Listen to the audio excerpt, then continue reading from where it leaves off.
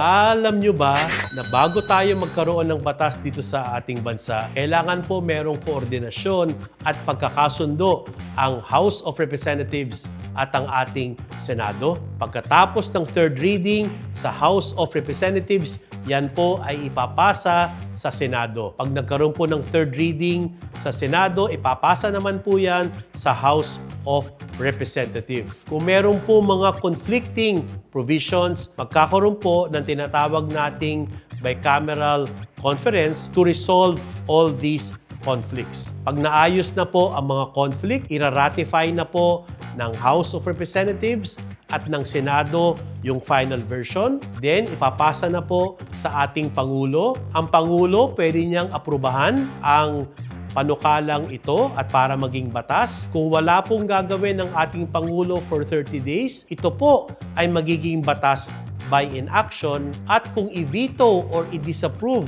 ng Pangulo ang isang batas, pwede po siyang i-override ng dalawang chambers, pero po 2/3 vote of each chamber para baliktarin ang pag-disapprove or veto ng ating Pangulo. Kung sakali pong ma-approve ng Pangulo at pirmahan ng ating Pangulo, kailangan po ito i-publish sa Official Gazette at ito po ay magkakaroon ng bisa 15 days after the publication. Ilang mga paalala lang po.